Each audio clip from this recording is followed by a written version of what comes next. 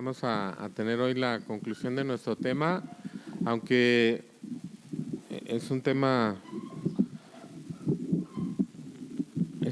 amplio y es algo para toda la vida en realidad. Yo espero que si algún resultado, ¿verdad? Que esperamos que así sea, algún fruto de ese tiempo que hemos estado aquí. No es que al final, como muchas veces, digamos, vamos a hacer un compromiso, porque más bien, o sea, un compromiso de no fallar, como muchas veces hacemos, ¿verdad? Nos arrepentimos y decimos, ya no quiero fallar nunca más, Señor, no te quiero fallar. No, el propósito de todo esto precisamente es llevarnos a un terreno diferente de ese tipo de cosas, de nuestro propio esfuerzo, de nuestras propias determinaciones, de nuestra fuerza de voluntad, sino abrirnos por lo menos una ventana a algo que es amplio, pero que es el terreno donde Dios es el que produce y nosotros descansamos en Dios por medio de la fe. Y esto es algo de tiempo. Yo quisiera precisamente empezar con una porción que está en el Evangelio de Lucas, de Marcos, perdón.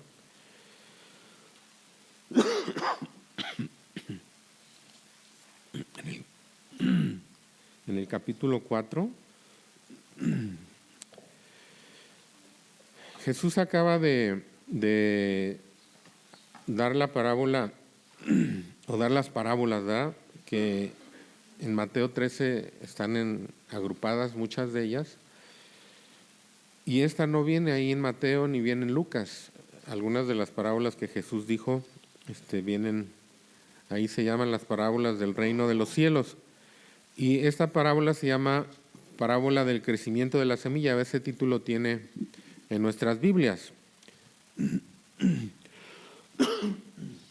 Dice así, decía además, así es el reino de Dios, como cuando 4:26, Marcos 4:26 al 29.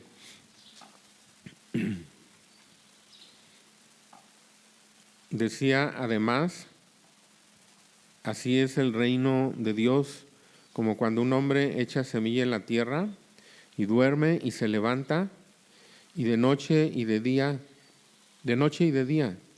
y la semilla brota y crece sin que él sepa cómo, porque de suyo lleva fruto la tierra, primero hierba, luego espiga, después grano lleno en la espiga, y cuando el fruto está maduro, enseguida se mete la hoz, porque la siega ha llegado. Esto nos da una idea de un desarrollo de la semilla que tiene poder en sí mismo para germinar, porque tiene vida, pero que tiene tiempos. Germina, brota, y dice primero hierba. Es decir, cuando cualquier planta que da un fruto, una semilla, primero es una brizna que es puro verde. Eso en realidad tiene vida, pero no se puede reproducir. Pero después de ser hierba empieza a nacer una espiga. Y esa espiga tampoco se puede reproducir todavía, porque la semilla no está madura. Pero esa espiga madura y el fruto está lleno, o sea, es fruto maduro. Fruto maduro en la espiga, dice aquí, ¿verdad? Después grano lleno en la espiga. Nacen los granitos, pero todavía no pueden reproducirse aunque ya están ahí, ¿verdad? Una mazorca de maíz, una espiga de trigo. Y después ya es grano lleno, se llena completamente y ya está listo, ya maduró. Pero todavía no se puede reproducir. Es muy bonito. Se ven los campos así dorados de trigo, de maíz, ¿verdad? Bueno, el maíz está dentro de la mazorca, pero cuando pelamos la mazorca se ve así llenito, ¿no? Y se antoja. Pero si uno siembra esos granos, que ya en realidad ya están maduros, ¿verdad? Se pueden comer, pero no se pueden reproducir. Y el propósito de Dios para nuestra vida es que demos fruto. Pero ese fruto no es un fruto que nada más se come, sino es un fruto que también se reproduce, ¿verdad? Y todo esto lleva tiempo. Ahorita Magali decía de un tiempo que se ve como detenida. Dios nos cambia los tiempos a nosotros. Casi todos nosotros cuando fuimos salvos, tuvimos así como una especie de despegue, un tiempo que teníamos muchas ganas de servir y servíamos y queríamos estar ocupados, ¿verdad?, en la obra de Dios. Pero mucho de eso, aunque a nosotros nos suene mal y a lo mejor hasta puede ser ofensivo para nuestro propio concepto de nosotros mismos, pero a Dios no le importa ofendernos. Él nos quiere hablar siempre con la verdad. Mucho de eso era el producto de las energías del hombre viejo, de la carne, de nuestras propias posibilidades. Entonces, Dios es el que nos para. Si ustedes han pasado o están pasando alguna cosa así, ustedes no se preocupen, no se desesperen, no piensen, como muchas veces pensamos, Dios tiene que salvarme otra vez, pero ahora sí salvarme bien, porque esta vez que me salvó como que no me alcanzó para mucho. ¿Han pensado alguna vez de esta manera? Bueno, yo sí lo he pensado, pero Dios es el que maneja los tiempos en nuestra vida. Bueno, esto viene después de la parábola del sembrador, que siembra la semilla y la semilla cae en diferentes terrenos. Una no germina porque en cuanto se oye la palabra vienen las aves y se comen, dicen que cayó junto al camino, dice que es Satanás que viene y no permite que se entienda la palabra y la quita. Luego una parte cayó entre pedregales, donde la tierra es muy superficial. Entonces, cuando la tierra es muy superficial, la semilla brota más rápido. ¿Por qué? Porque la tierra, aparte de dar nutrición, también aprisiona. Es decir, la semilla tarda más en emerger, el brote, porque tiene que pasar esas capas de tierra. Tarda más y tiene oposición, pero antes de brotar echa raíces. Entonces permanece. Pero la que cayó entre las piedras, a veces son personas así que llegan a la iglesia y ¡ay, rápido! Parece como que van a llegar a romperla, ¿no? Como dicen. Pero no tienen raíz, dice. Y esa viene la primera aflicción y se apartan. Luego otra que cayó entre espinos, y dice que los afanes de este mundo y de las riquezas y la codicia de otras cosas ahogan la palabra que primero parecía que dio fruto y la ahogan y se hace infructuosa.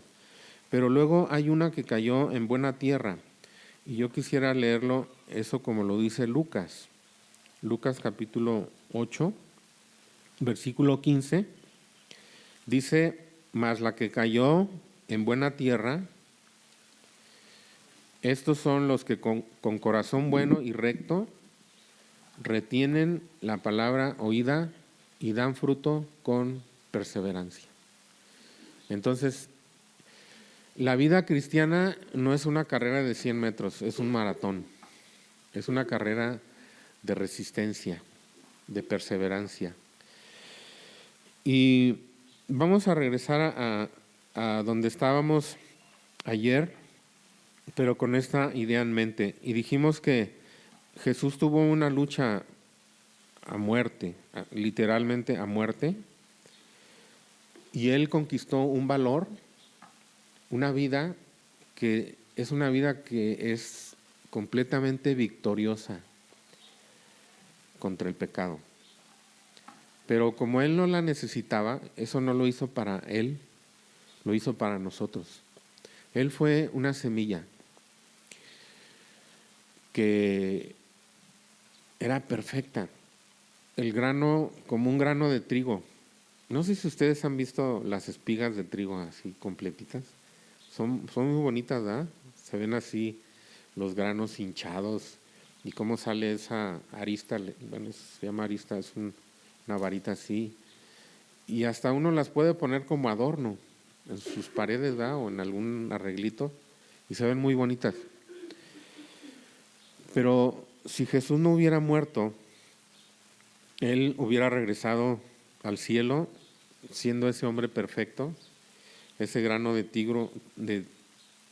trigo, trigo dorado, pero hubiera quedado solo.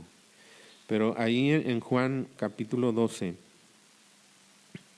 dice, esto lo leímos un poquito ayer, ahora está turbada mi alma. Pero luego dice, es un poquito antes, perdón, en el capítulo 12 de Juan, versículo 24. De cierto os digo, que si el grano de trigo no cae en la tierra y muere, queda solo. Pero si muere, lleva mucho fruto. Entonces, Jesús murió y resucitó con una vida que es esa vida que es victoriosa, que está llena del poder de Dios, que el Espíritu Santo puede ungir, porque el Espíritu Santo no puede ungir nuestra carne, no puede vigorizar nuestra carne. El Espíritu Santo tiene la intención completamente contraria de llevarnos en la práctica a ese lugar que ya tenemos como posición delante de Dios, que es junto con Cristo, crucificados con Él en la cruz. El Espíritu Santo, en relación a eso, no vivifica, no da poder. Él nos quiere llevar en la práctica a que eso se haga una realidad en nuestra vida, esa muerte de nuestro viejo hombre, que sea realidad. Y entonces, ¿qué le pasa a un grano de trigo cuando cae en la tierra? ¿Creen que sigue dorado, sigue bonito, sigue reluciente? Porque ustedes, si han tratado de triturar un grano de trigo, es muy duro. En realidad, el germen de la vida no está en toda la semilla. La semilla tiene capas duras. Y entonces, ese grano de trigo... Ay, otra. A ver, los tigres, por favor, voltéense. Voltéense para allá porque me están... trigo.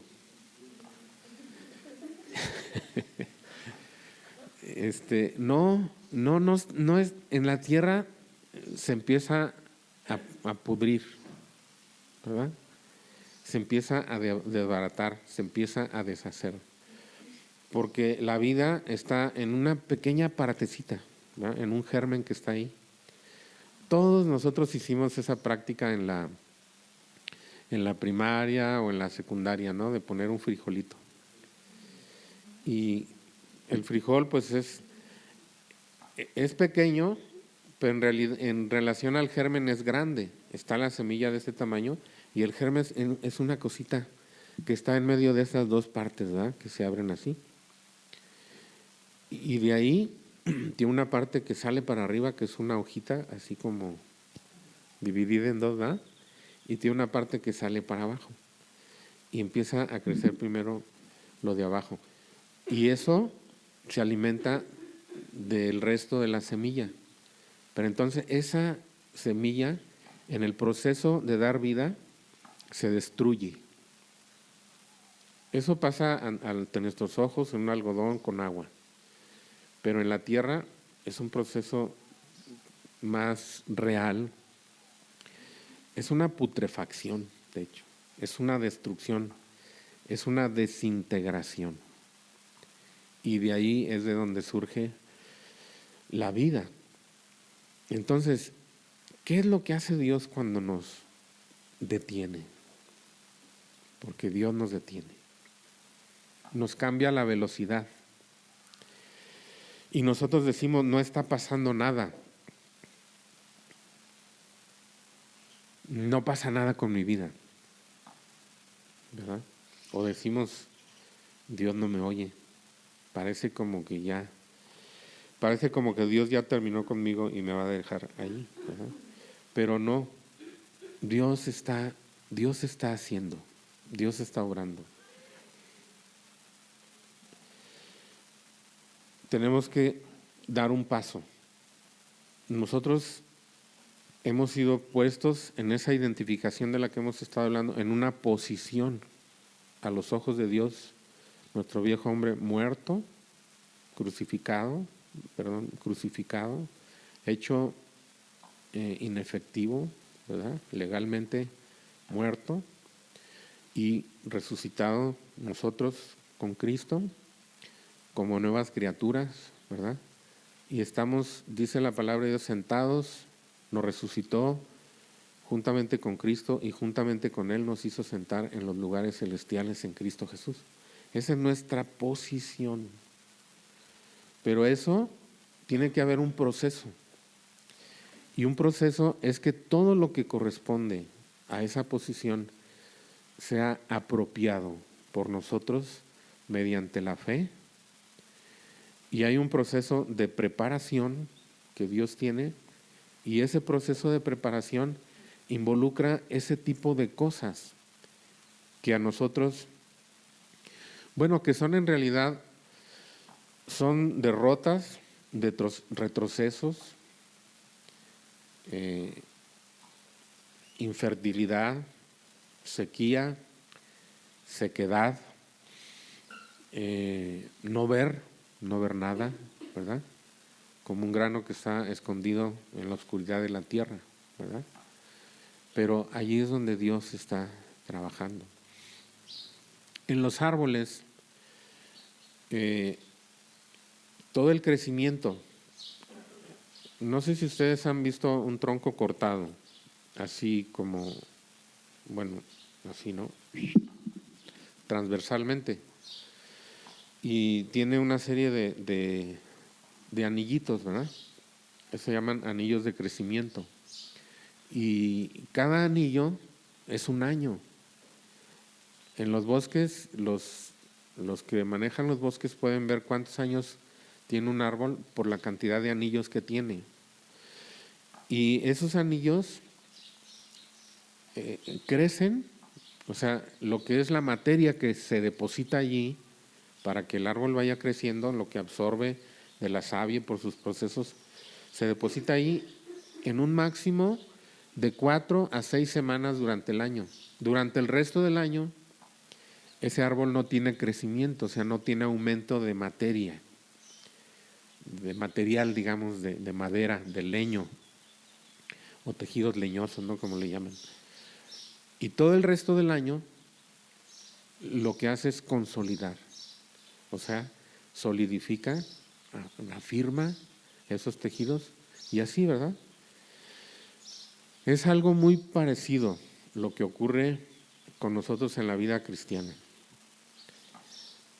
Cuando parece que no estamos creciendo, cuando parece que no estamos avanzando, pero nosotros nos tenemos que mantener ahí.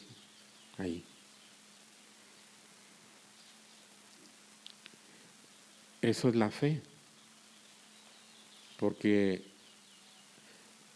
dice Pablo ahí en 2 Corintios capítulo 5, porque andamos por fe, no por vista. Entonces, lo que se ve, pues no tiene que ver con la fe, pero lo que hemos oído y que nos dice la palabra de Dios, y que entonces lo creemos, aunque no lo veamos, eso es la fe. Y nosotros caminamos por fe, no por vista. Hay muchas porciones de la Escritura que nos hablan de esto, ¿verdad? O sea, no tenemos que caminar por la fe. Y por ejemplo ahí dice es en Colosenses capítulo 2 versículos 6 y 7. 6 y 7 dice que de la manera que hemos recibido a Cristo, dice, por tanto, de la manera que habéis recibido a Cristo, andad en Él. Es decir, nosotros recibimos a Cristo por la fe. ¿Cómo debemos andar nuestra vida cristiana? De la misma manera como lo recibimos, es decir, por la fe.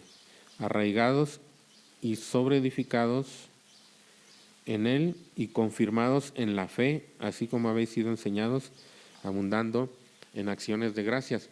Bueno, entonces, hablamos ayer de dos cosas en las que nos hemos identificado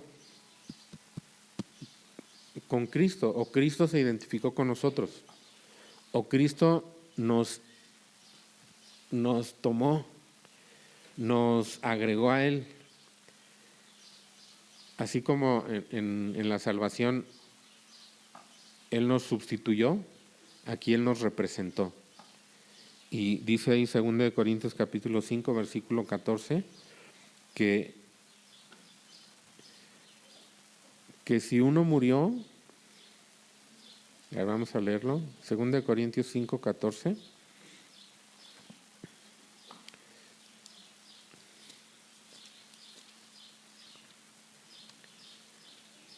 A ver si alguien lo tiene y lo lee, por favor. Porque el amor de Cristo nos constriñe pensando esto, que si uno murió por todos, luego todos murieron.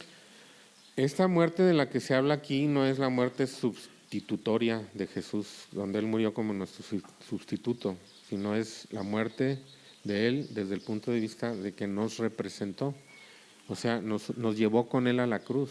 Si uno murió, luego todos murieron. Y luego Él resucitó y nosotros resucitamos. Bueno, ¿cómo se va a hacer eso práctico? ¿O qué es lo que trae para nosotros eso en la práctica? Bueno, que Dios ha preparado todo para que tengamos victoria sobre aquellas dos cosas de las que hablamos, que Jesús estuvo bajo, ¿verdad? Estuvo bajo la ley y nació de mujer, dice Gálatas, ¿verdad? Pero cuando murió al pecado. Y así nosotros morimos al pecado. Cuando murió a la ley bajo la cual estuvo, y así nosotros morimos a la ley. Esto es muy importante para nosotros, porque nosotros tenemos arraigado, como decía un historiador de los militantes de cierto partido, dice, tienen tatuada la corrupción en la calavera, ¿verdad? Bueno, nosotros tenemos arraigado en el corazón el hombre, y el cristiano no se escapa de eso, algo que se llama legalismo.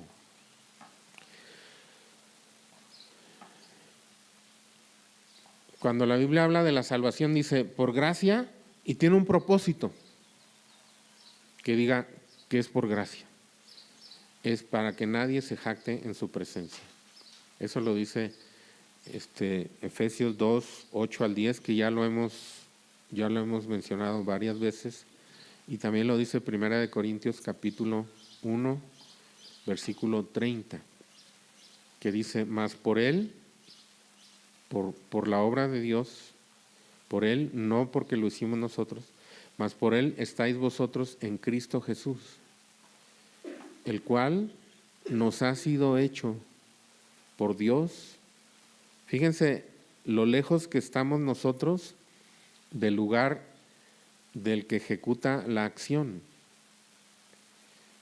el cual Cristo, primero Dios nos puso en Cristo, mas por Él estáis vosotros en Cristo Jesús, el cual nos ha sido hecho, o sea, Cristo Jesús nos ha sido hecho, Él fue hecho.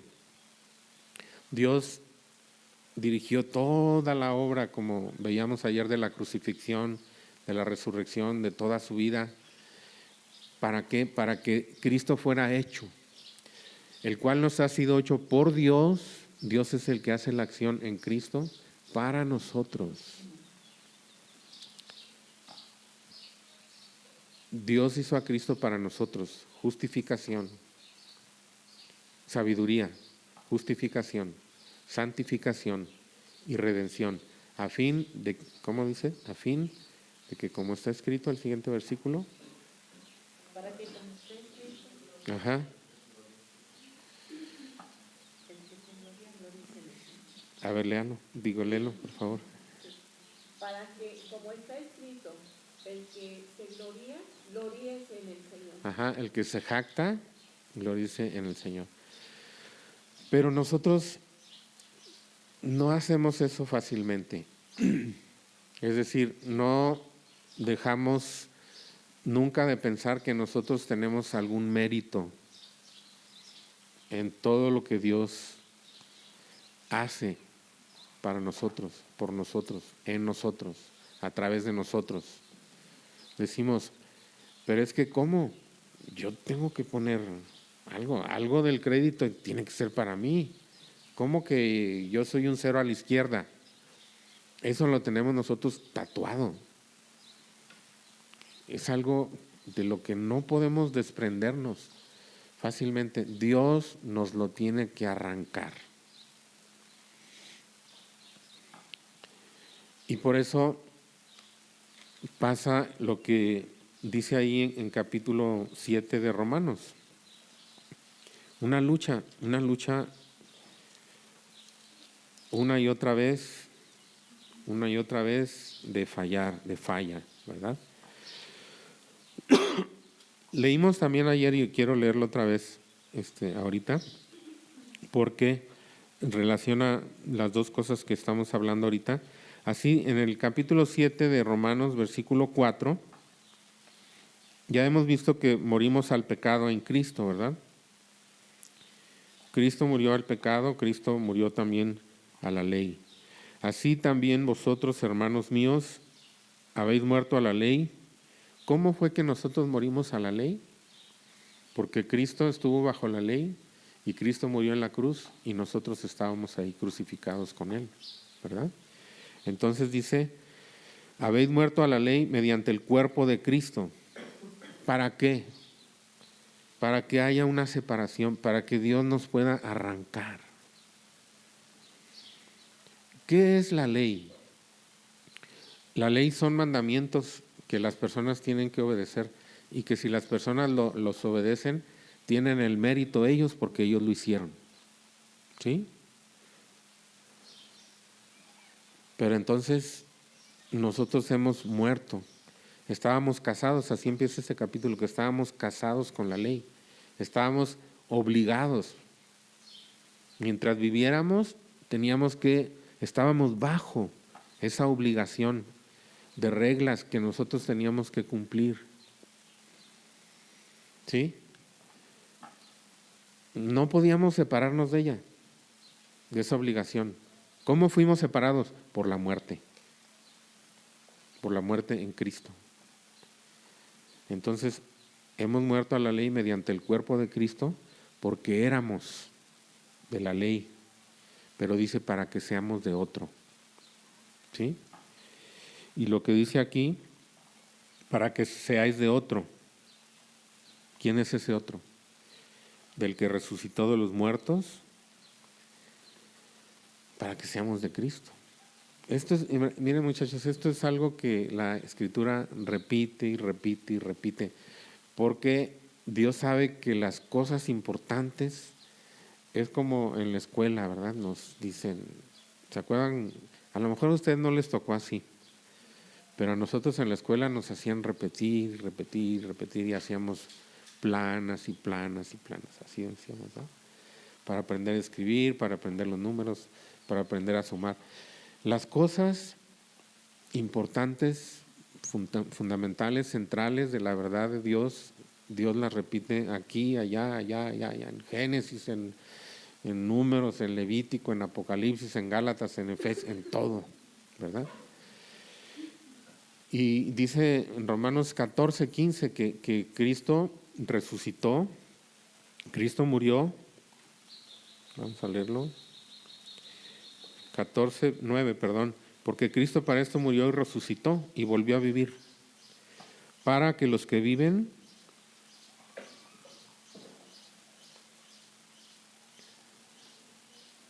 para ser Señor, así de los muertos como de los que viven.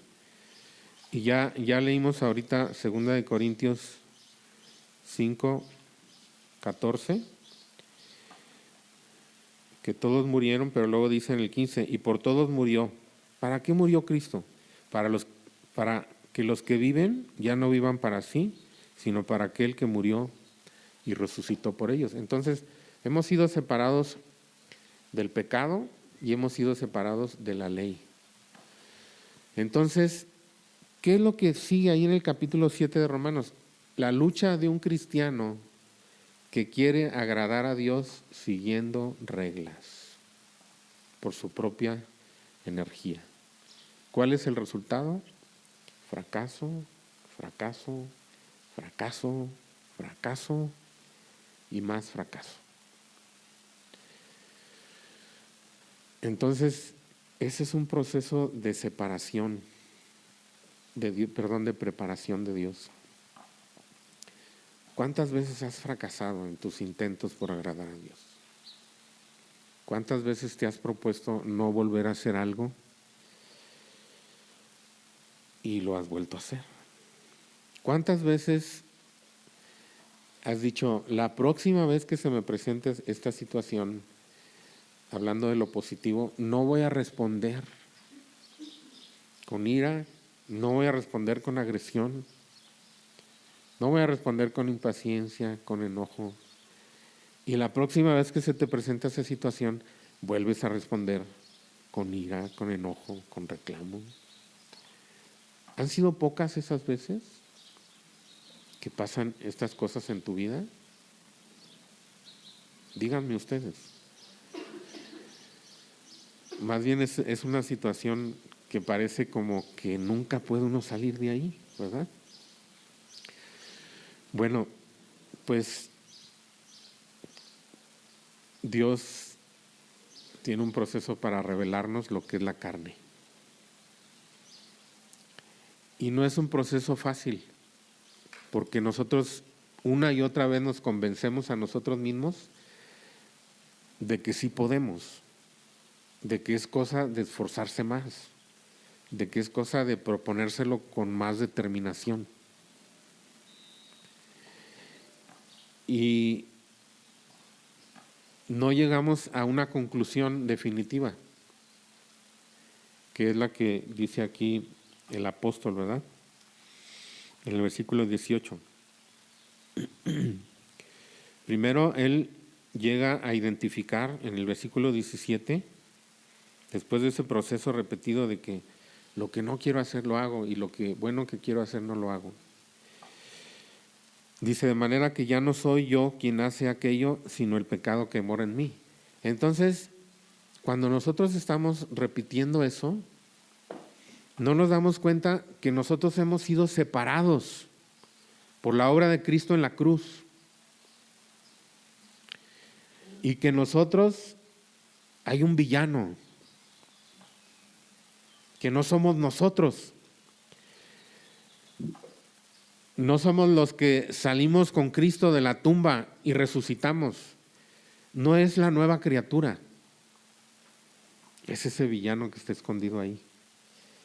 Es ese cuerpo de pecado que nos lleva cautivos a la ley del pecado y de la muerte para repetir una y otra vez. Y es un proceso de revelación práctica, de que nosotros lleguemos a saberlo, a sacar por nosotros mismos esa conclusión. Entonces,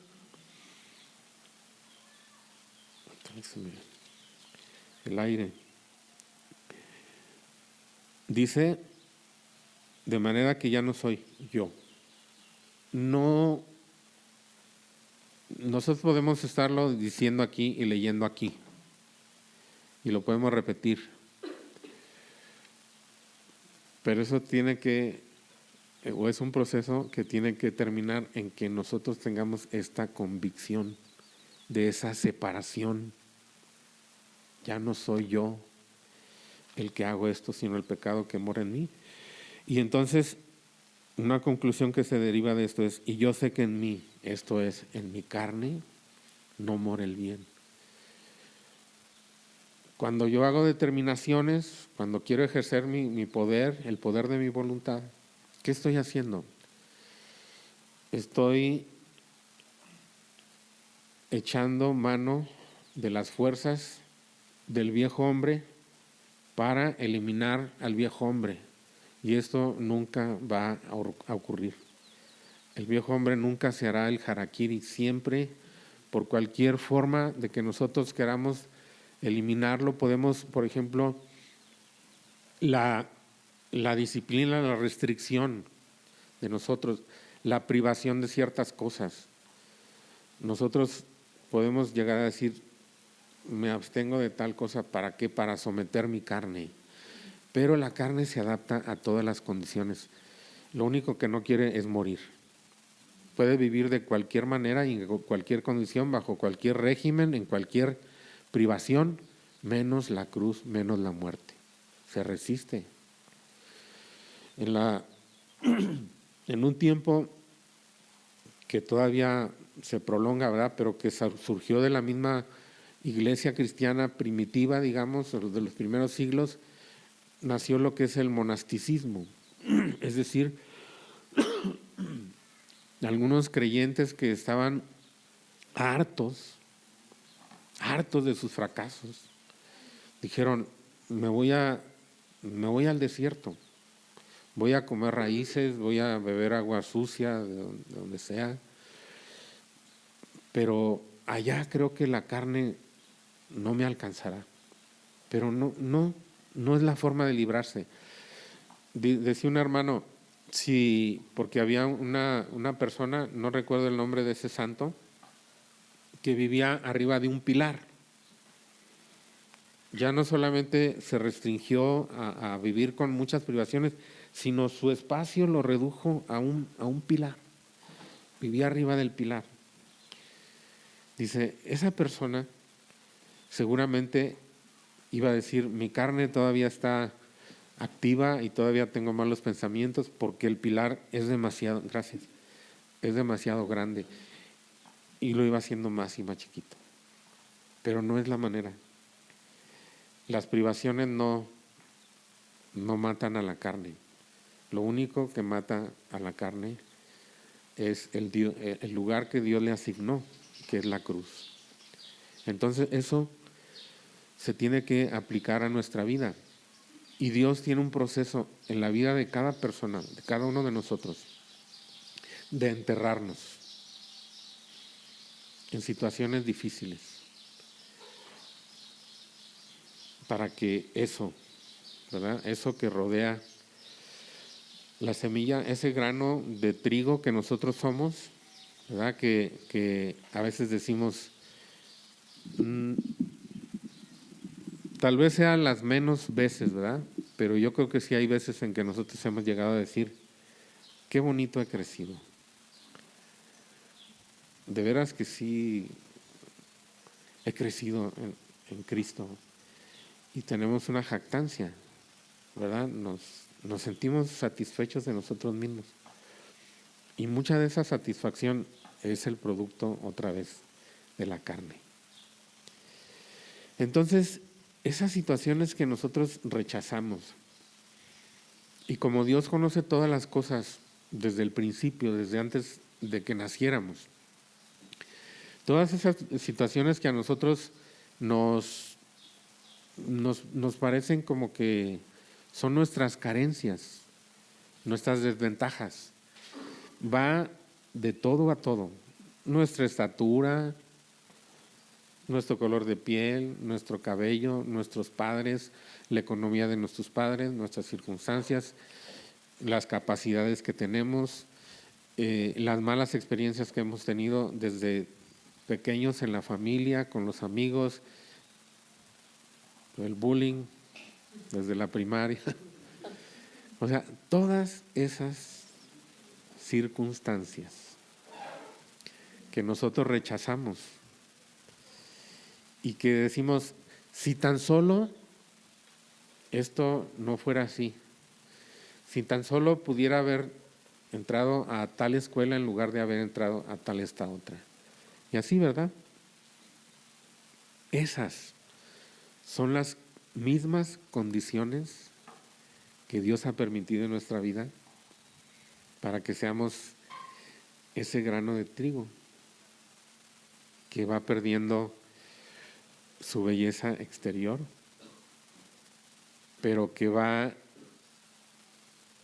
ese proceso le permite que surja aquello que es el verdadero propósito para la existencia de esa semilla. El verdadero propósito para la existencia de nosotros, para el hecho de que Dios nos haya salvado, es que manifestemos en nuestra propia vida esa vida que está allí escondida dentro de nosotros, que es la vida de Cristo mismo, la vida resucitada de nuestro Señor Jesucristo, que ha sido plantada en nosotros como una semilla. Jesús se volvió reproducible. Jesús se volvió comunicable por medio de la muerte. Si Él no hubiera muerto, nadie hubiera sido salvo. Él no podría dar vida. Él dio su vida y fue enterrado y fue resucitado para que esa vida pudiera ser reproducida en nosotros. Pero en nosotros se tiene que dar ese mismo proceso. Es parte de la identificación de Cristo con nosotros. Ahora, esto involucra, vimos ayer, conocimiento, porque tenemos que saber cuál es el propósito de Dios.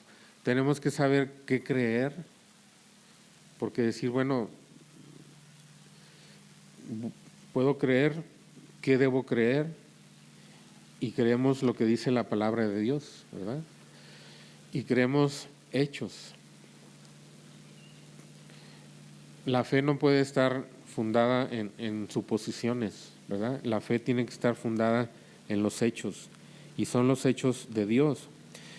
Y entonces, aquí, regresando un poquito a Romanos 6, dice que sabiendo esto, nosotros tenemos que saber, pero nosotros tenemos que creer.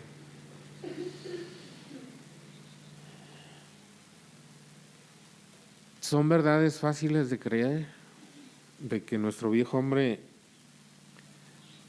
ya no tiene poder sobre nosotros? ¿Poder legal? No es fácil de creer. ¿Por qué? Porque nosotros vemos los efectos de nuestra propia naturaleza torcida y corrompida día tras día en nuestra vida. Pero la Escritura lo dice. Y tenemos que creerlo. Y nos apropiamos, ¿verdad?, de eso por medio de la fe. Y sabemos que no tiene derecho a solicitarnos, porque el viejo hombre nos solicita con la vista, con el oído, con el corazón, con los pensamientos. Cada momento de la vida es un punto de decisión. Hacemos esto, hacemos aquello. Y el viejo hombre tiene sus solicitudes. Yo te pido que hagas esto. Y nosotros tenemos que saber que no tiene derecho a pedirnos nada. ¿verdad? Y si acaso algún compromiso nosotros deberíamos hacer, es ese compromiso, ¿verdad? De saber, de cuando venga la tentación, cuando viene la lucha todos los días, cuando viene la disyuntiva de decir, bueno, me dejo ir así como vivo, así me dejo ir, esto ya no tiene remedio, a estar escuchando, leyendo la palabra de Dios y pidiéndole a Dios que nos haga entendidos, que nos haga conocer, que nos haga capaces de apropiarnos de lo que es nuestro, porque todo eso ya es nuestro, la victoria es nuestra. Tenemos en nosotros una vida que puede vencer toda tentación, que puede vencer toda adversidad, que puede alegrarse en las aflicciones, sabiendo que la tribulación produce paciencia, y la paciencia, dice, produce prueba. No es más tribulación, sino un carácter probado, un carácter que sabe esperar, un carácter que no se guía por las circunstancias, sino por la fe. No se guía por la vista, sino por la fe. No se guía por lo que aparenta, por las probabilidades, se guía por lo que la palabra de Dios nos dice. La palabra de Dios dice esto, entonces eso es lo que yo creo. ¿Qué me dicen todas las circunstancias? ¿Qué me dicen mis pensamientos? ¿Qué me dicen mis sentimientos? ¿Qué me dicen mis impresiones? Eso no es lo que debe guiar mi vida. Me debo guiar por la fe, por lo que Dios dice. Y Pablo mismo relata dice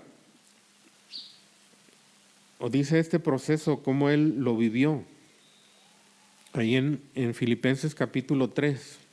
Me parece que ayer fue que leímos esto, ¿verdad? Ojoca fue la que nos hizo leer esta escritura. La cruz, la muerte en la cruz, la Biblia también la identifica con la circuncisión. Ahí en Colosenses capítulo, antes de leer Filipenses, vamos a ver Colosenses 2, donde dice esta obra de la cruz. Colosenses capítulo 2, versículo 11 en adelante dice: en él también fuisteis circuncidados con circuncisión no hecha a mano, al echar de vosotros el cuerpo pecaminoso carnal en la circuncisión de Cristo. Esto fue en la cruz, ¿verdad? Nuestro viejo hombre crucificado ahí con Cristo. Sepultados con él en el bautismo, en el cual también fuiste resucitados con él mediante la fe en el poder de Dios que le levantó de los muertos. Y Pablo ahí en Filipenses habla de esta circuncisión y dice en qué consiste.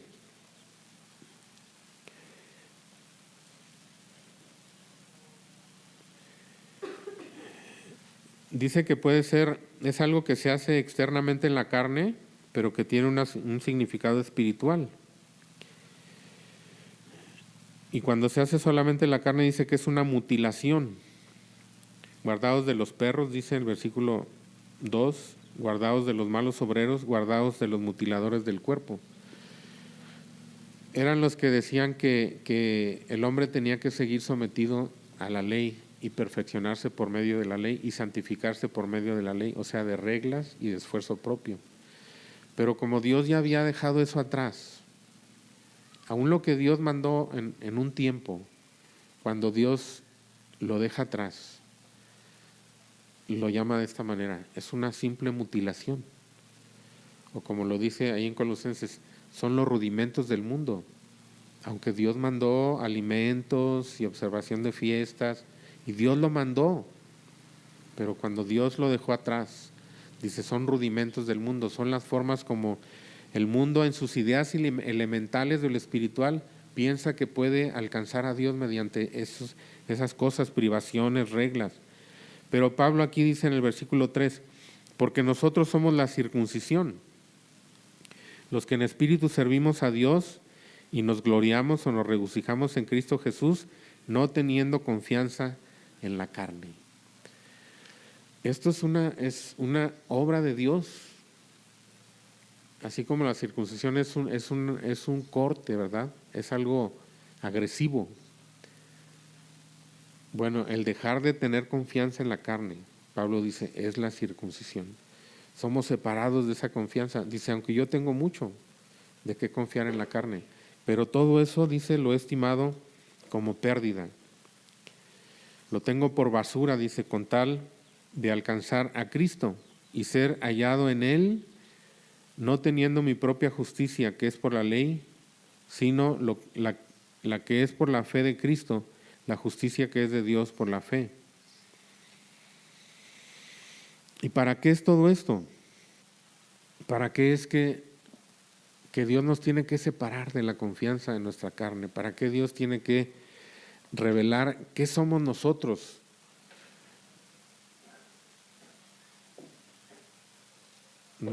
Había un filósofo, ¿verdad?, que decía, conócete a ti mismo, no me acuerdo quién era él, Platón o alguno de esos.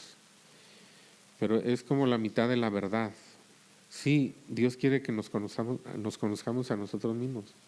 Eso que decía ahí Romanos, yo sé que no soy yo el que lo hago, y yo sé que en mí, en mi carne, no mora el bien, no hay nada bueno. Ese hombre está corrompido, ese viejo hombre no tiene remedio. Tan no tiene remedio que Dios lo destinó a la muerte y lo puso en la cruz junto con Cristo.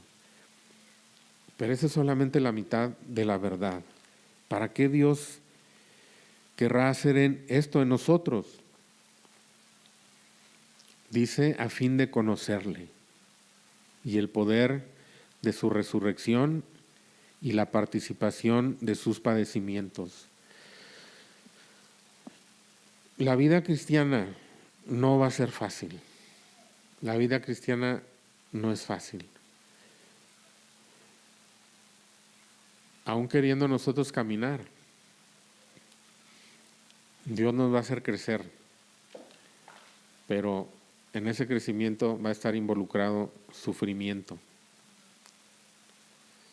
para dejar atrás lo que somos nosotros, pero una recompensa, ¿verdad?, para llegar a conocer lo que Cristo es, a fin de conocerle. Y el poder de y la participación de sus padecimientos, llegando a ser semejante a Él en su muerte. Es decir, ¿cómo es que nosotros podemos entregarnos a Dios y decirle sí? Sí, Señor, adelante.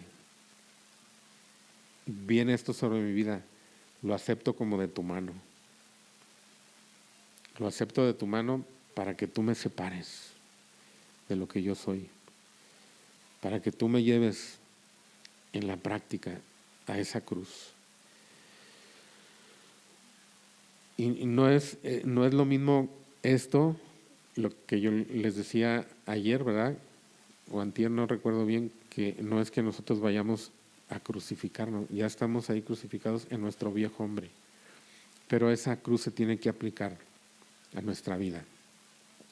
Y es sufrimiento, o sea, es negación. No hay otra forma de crecer. No es masoquismo, porque las aflicciones no las vamos a buscar. Las aflicciones nos buscan solas, ¿verdad? Las dificultades nos buscan solas. No vamos a tirarnos en un charquito, como dicen, ¿verdad?, y a revolcarnos en el lodo. No, Dios se encargará, por Jehová son ordenados los pasos del hombre, y Él ordena su camino. Entonces, Pablo está diciendo que el poder mismo de la resurrección de Cristo es lo que le va a fortalecer a él. El Espíritu Santo que viene porque Cristo es el que actúa en nosotros por medio del Espíritu. Dios nos va a fortalecer si nosotros le decimos a Dios sí. Y nos va a fortalecer para participar de sus padecimientos y para que llegamos a ser semejantes a Él en su muerte. ¿Y cómo es esto? ¿Para qué es esto? Ya casi vamos a terminar. Segunda de Corintios capítulo 4.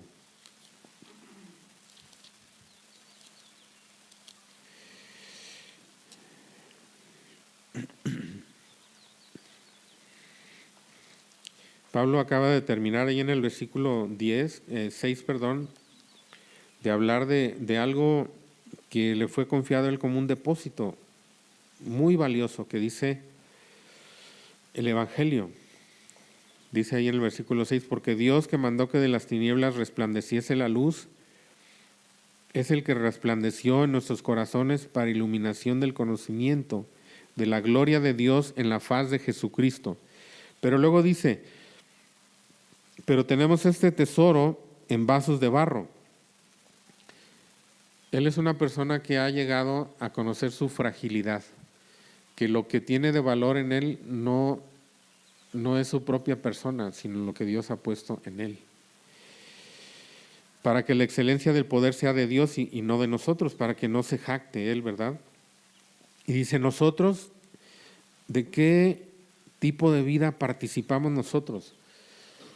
Somos siempre triunfadores, somos siempre exitosos, somos siempre populares, estamos siempre en las mejores condiciones de salud, en las mejores condiciones económicas, siempre nos va bien, todo lo que emprendemos tiene éxito.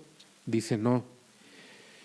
Nosotros que estamos atribulados en todo, mas no angustiados, en apuros, mas no desesperados, perseguidos, mas no desamparados, derribados, pero no destruidos. Y lo que dice enseguida es una expresión práctica de eso que dijo ahí en Filipenses, ser participante de sus padecimientos de Cristo. Dice, llevando en el cuerpo siempre por todas partes la muerte de Jesús, ¿para qué?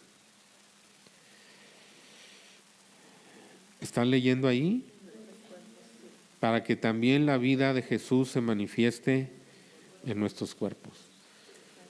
Pero nosotros que vivimos, si vivimos realmente la vida a la que Dios nos quiere impulsar, a las que Dios nos quiere atraer,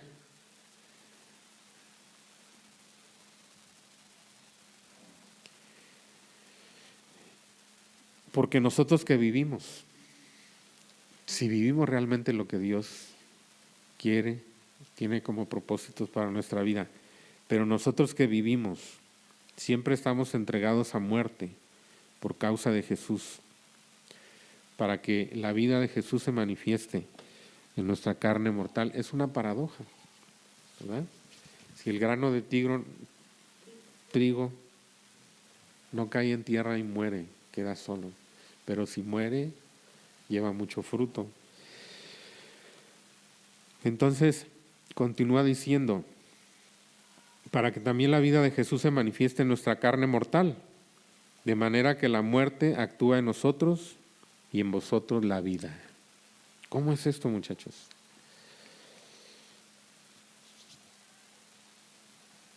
Es la única manera, es el único camino para que nosotros llevemos fruto, que la muerte actúe en nosotros, en nuestra vida. Esa muerte es que el Espíritu nos lleve, ¿verdad?, a esas circunstancias, porque Dios guía nuestra vida. Dios es el que nos ha puesto en las circunstancias en las que estamos. No son casualidades, no es nuestra mala suerte, no es el destino fatal, no es que nos tocó una mala familia, no es que nacimos bajo una mala estrella, ¿verdad? Es Dios, es el amor de Dios, es el propósito de Dios el que nos ha puesto ahí. Y nosotros tenemos que decirle a Dios, sí, Señor, adelante. Podemos decir, quejarnos y patalear y reclamarle a Dios, pero podemos decirle a Dios, sí, Señor, yo quiero que tú avances en mi vida. Yo quiero que tu cruz se aplique a mi vida, para que tu vida también se manifieste. Entonces dice, la muerte, si nosotros hemos de llegar a lo que Dios quiere para nosotros, muchas de las cosas que estaba Pablo diciendo que él pasó, vamos a pasar también. No sabemos en qué medida, porque Dios es personal, Dios es específico con cada uno de nosotros. Dios tiene un trato individual con nosotros. A Pablo le encomendó una obra enorme.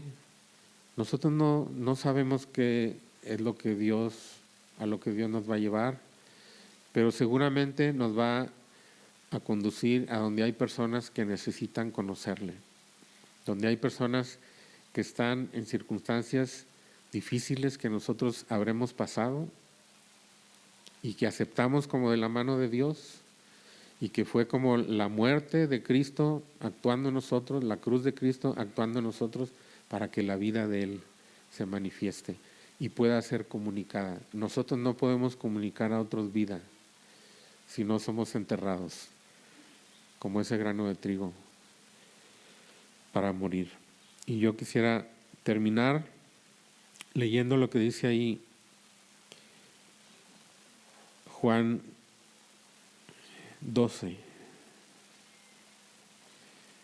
Y después está, bueno, vamos a leer ahí Juan 12.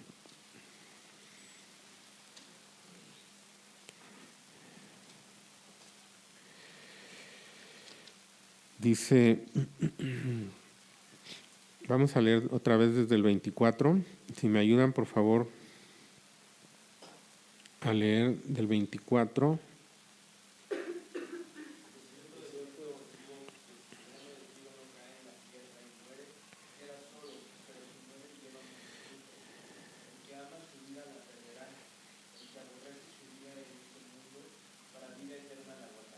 Ajá.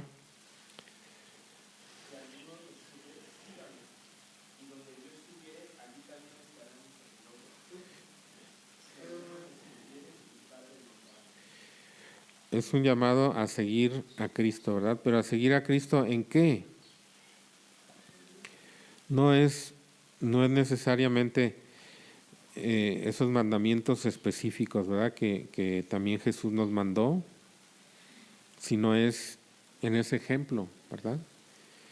Si el grano de trigo no cae en la tierra y muere, queda solo, pero si muere, lleva mucho fruto. El que ama su vida, la perderá. Si nosotros decimos, quiero estar enterito, quiero estar enterita, no quiero sufrir pérdidas, no, Señor, por ese camino no, yo me voy por el camino fácil. Entonces, sufriremos pérdida, pero pérdida eterna, ¿verdad? Pérdida de la verdadera vida. Es una paradoja. La vida surge de la muerte, ¿verdad? Es lo que se nos enseña aquí. Y esa misma verdad tenemos en Lucas 9, 23 y 24.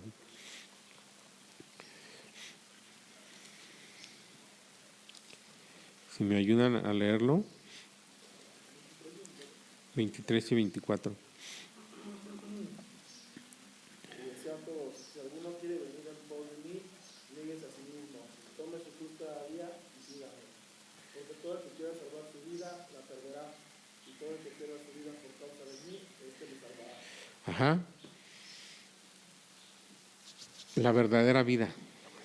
La verdadera vida viene cuando nosotros perdemos aquellas cosas que son externas, aquel grano de trigo bonito, aquella apariencia, y accedemos, ¿verdad?, a la obra de Dios para que nosotros manifestemos su vida. Muchachos, esto es de tiempo, como decía yo al principio. No se puede forzar a nadie a decir, ahorita nos corresponde hacer tal cosa o tal otra, porque esa parábola de Jesús de la semilla que leímos al principio, ¿verdad? No sabemos cuáles son los tiempos, pero Dios lo sabe y nos puede guiar a cada uno de nosotros también a saberlo. Dice, siembra la semilla y va y sigue un proceso natural, ¿verdad? El que la sembró no se da cuenta cómo está creciendo, pero está creciendo. No sabemos qué está haciendo Dios en nuestra vida, o yo no sé qué está haciendo Dios en la vida de cada uno de ustedes, pero si ustedes le han dado su vida a Cristo, tienen esa semilla de vida de Él ahí, y esa semilla está creciendo. No sabemos si está aumentando de tamaño o está solidificando, como esos anillos que yo les mencionaba del árbol. Yo no sé qué Dios esté haciendo en ustedes, pero nosotros debemos tener ese conocimiento, esa fe y esa confianza y esa perseverancia de manténganse en el camino del Señor. Busquen la voluntad de Dios en su vida, pregúntenle a Dios, escudriñen la Escritura, vean estas verdades. Yo les decía, son verdades que en mucho parecen paradojas, pero es la forma como Dios trabaja. La vida surge de la muerte. La vida que Cristo nos ha dado salió de la tumba, estuvo enterrada en la tierra. Y Él aquí sufrió toda su vida. Y en la cruz, como veíamos ayer, para entregarnos esa vida, esa semilla. Y esa semilla es poderosa. Esa semilla crece. Esa semilla puede romper cualquier oposición, cualquier obstáculo en su vida, cualquier rasgo de carácter, cualquier cosa que se opone. Si nosotros no nos despegamos del Señor, permanecemos, perseveramos. Demos fruto con perseverancia, muchachos. Como yo les decía, no piensen ustedes en una cosa muy específica ahorita, como para decir, yo tengo que vencer esto, yo tengo que vencer aquello, yo tengo que hacer un compromiso con Dios sobre este punto. No, muchachos, eso creo que no es lo importante, o no sería una conclusión natural de estas cosas que nosotros hemos estado viendo en estos días, sino que volteemos nuestros ojos a ese camino que Dios tiene preparado para nuestra victoria. Dios nos salvó mediante una obra consumada de la condenación del pecado, porque Cristo se puso en nuestro lugar, fue nuestro sustituto. Y así nos libró de la condenación del pecado y nos perdonó. Pero Dios también tiene una obra consumada y completa, y también fue en la cruz para hacer otra obra en nosotros en relación al pecado también, pero no a la condenación, sino al poder del pecado. Y eso es una obra completa. Y sobre esa obra nosotros tenemos que descansar. Y con fe en esos hechos consumados de Dios, nosotros tenemos que avanzar y tenemos que crecer en la vida cristiana, no por esfuerzo propio, sí con confianza. No es una licencia, muchachos. Quiero que esto quede muy claro. Así como cuando se dice de las personas, somos salvos solamente por gracia, por creer en Cristo. Y yo les decía, no se le está regalando la salvación a las personas. Creer no es fácil. Cuando una persona cree, da una respuesta a una obra del Espíritu en él, a una obra poderosa de Dios en él. Y la fe no es una cosa fácil. Pedro, el apóstol Pedro, si ustedes leen su primera carta, a cada momento dice la preciosa fe, para que sometida a prueba vuestra fe, mucho más preciosa que el oro. Y en la segunda carta dice, ustedes han recibido por la justicia de Dios una fe igualmente preciosa que la nuestra. La fe no es cualquier cosa. La fe no es una baratija. La fe es un don de Dios. Y así como no se regala la salvación cuando se le dice a las personas, eres salvo porque creas en Cristo, tampoco lo que hemos estado diciendo en estos días acerca del esfuerzo propio, que no es la herramienta para el progreso, para la victoria sobre el pecado. No son las determinaciones, no es la fuerza de voluntad, no son nuestras propias energías, es descansar en la obra consumada de Cristo y creerla y tener fe en lo que Dios ha hecho por nosotros. Esto, así como lo otro, no es regalar la salvación. Esto no es una licencia para que nos complazcamos, para que consintamos la carne y digamos, yo estoy hundido en el pecado, en tal pecado, y este pecado me ha vencido una y otra vez. Voy a esperar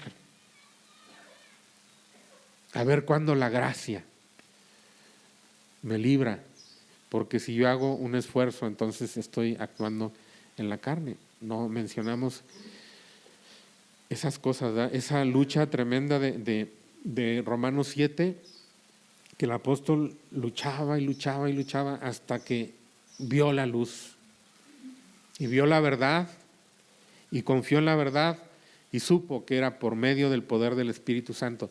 Y da una alabanza a Dios después de ese grito desesperado. ¿Quién me librará de este cuerpo de muerte? Gracias doy a Dios por Jesucristo. Porque ahí hay un poder. Porque lo que me llevaba a pecar era la ley del pecado y de la muerte. Pero hay una ley que contrarresta y es más fuerte esa ley. Es la ley del Espíritu de vida en Cristo Jesús. Y esto es una cuestión de poder. Poder contra poder. El poder del enemigo, el poder del pecado fue quebrantado por Cristo. Y ese poder y esa victoria puede ser aplicada a nosotros día tras día por el Espíritu Santo, si nosotros nos ponemos en ese canal adecuado del conocimiento, de la fe, de la confianza en Cristo, de creer lo que Él ha hecho por nosotros. Entonces, dice ahí en el capítulo 8 de Romanos, dice que la justicia de la ley, ¿verdad? Lo que era imposible para la ley, por cuanto era débil por la carne, Dios, enviando a su Hijo en semejanza de carne de pecado y a causa del pecado, condenó al pecado en la carne. Es decir, ese principio de pecado lo llevó en su propio cuerpo y lo clavó en la cruz. Y luego dice, para que la justicia de Dios fuese cumplida en nosotros. Muchachos, si nosotros, por la gracia de Dios, y esperamos que así sea, y eso es lo que quisiéramos, cada uno, yo creo, cada uno de nosotros tenemos ese anhelo por la santidad. Creo que ese es un anhelo que existe en todos los hijos de Dios. A veces como una pequeña llamita y a veces como un fuerte deseo, un deseo que consume. Si hemos de alcanzar esa santidad, no será algo que nosotros hagamos. Dice aquí, para que la justicia de Dios se cumpla en nosotros, no por nosotros, no somos nosotros los que hacemos la santidad. Dice, los que no andamos conforme a la carne, sino conforme al Espíritu. Y es el poder del Espíritu Santo que vivifica, no al viejo hombre, no hace ese viejo hombre que intentaba determinaciones, decisiones en el capítulo 7, sino aquella nueva criatura con la cual nosotros nos presentamos delante de Dios. Ese conocimiento que recibimos por la palabra, dice, preséntense ustedes a Dios como vivos de entre los muertos, considérense a sí mismos que están vivos muertos al pecado, pero vivos para Dios, y preséntense. Y es esa nueva criatura, la que nosotros presentamos a Dios como un sacrificio vivo, santo, agradable a Dios. Pero aún esa misma criatura es impotente sin el poder del Espíritu Santo. Eso es lo que el Espíritu Santo vivifica, esa nueva criatura, para que lo que Dios quiere para nuestra vida sea cumplido en nosotros, no cumplido por nosotros, sino que Dios lo cumpla en nosotros. Que así sea, muchachos, que nosotros vayamos con esa idea renovada, porque creo que aunque hayamos escuchado estas cosas antes, siempre es necesario estar volviendo sobre ellas, porque esto, como decía yo al principio, es de toda la vida. Dios tiene ese propósito. Primero hierba, después espiga, luego grano lleno en la espiga, pero después ser sembrado, llevar en nuestro cuerpo las marcas de la cruz de Cristo para que la vida de Él se manifieste hacia otros.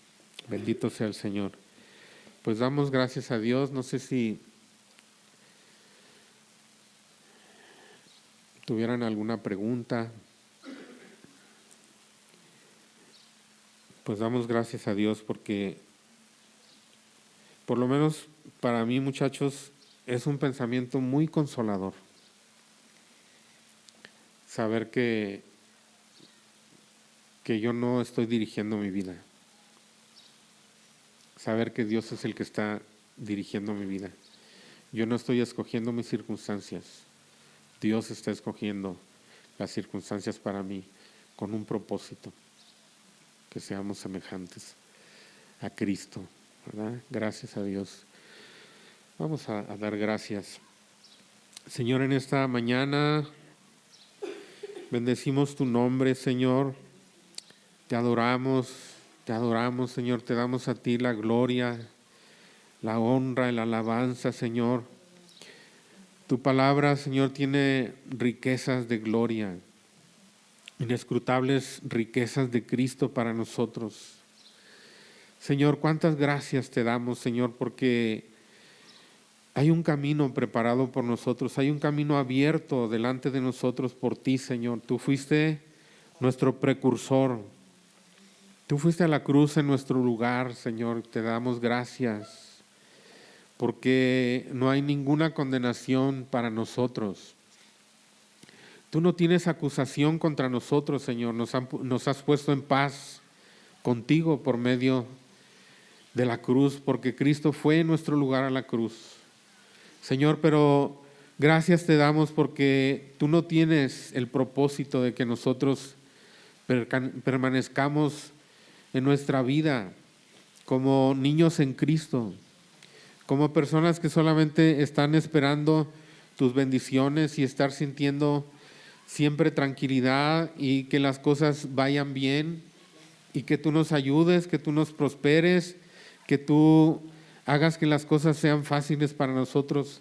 Señor, tú tienes el propósito de que maduremos, de que crezcamos, y te damos gracias, Señor, porque así como hiciste todo para perdonarnos, para justificarnos, también has hecho todo para que nosotros podamos dar fruto para ti, Señor. Permite que nos armemos de este pensamiento, como dice tu palabra, Señor, que tengamos este pensamiento fijo en nuestras mentes, que tengamos nuestra mirada puesta en ti, en tu palabra, Señor, que no nos guiemos por nuestros sentimientos, nuestras inclinaciones, nuestros temores, que tengamos confianza, Señor, en ti, una confianza que es paciente, que sabe esperar, que persevera, que alcanza frutos, que da frutos para ti, Señor. Gracias porque nos has librado del pecado, nos has librado de la ley. No esperas de nosotros cumplimiento de obligaciones, esperas fe, confianza. Esperas también devoción y fruto de amor por lo que has hecho en nosotros, oh Dios, pero un fruto que es producido por tu Espíritu Santo en nosotros. Señor, gracias te damos, Señor, porque esta vida cristiana, aún con todo las circunstancias adversas, aún con que sepamos que hemos de pasar tribulaciones, es una vida verdaderamente hermosa, Señor. Es una vida de fruto, es una vida de crecimiento, es una vida de conocerte a ti sobre todas las cosas, oh Dios. Y ese es el anhelo de nuestro corazón, que podamos conocerte a ti, Señor, que podamos comunicar a otros lo que tú nos has dado, Señor. Gracias te damos, Señor. Bendice a estos jóvenes, oh Dios. Tú conoces a cada uno de ellos, tú conoces su vida, tú conoces sus circunstancias. Aún tú conoces si algunos de ellos todavía no te conocen como Salvador. Tú sabes si hay en ellos esa verdadera fe, esa fe que nos hace nacer de nuevo. Señor, pero que esta palabra que hemos estado considerando lleve fruto aún en aquellos que no han sido salvos, que ellos puedan ser salvos, que ellos te reconozcan a ti como Salvador, oh Dios. Bendito seas, Padre, te damos gracias. Y para cada uno de los que ya te han conocido, Señor, permite que su mirada, Señor, sea atraída, su corazón sea atraído a ti, Señor. Que ellos no estén complacidos en el pecado, que no estén cómodos. Señor, inquiétales cada día para buscarte, para buscar en tu palabra, Señor, porque tu palabra es la que nos edifica, tu palabra es la que actúa en nosotros, Señor, no sabemos cómo. Esa palabra es la semilla que tiene el poder de dar vida, Señor. Que esa palabra, Señor, fructifique en nosotros, que demos fruto para ti, Señor, porque tú has preparado todas las cosas para que así sea, Señor, y te damos gracias. Bendito sea tu nombre, Señor. Gracias, Señor, en el nombre de Jesús.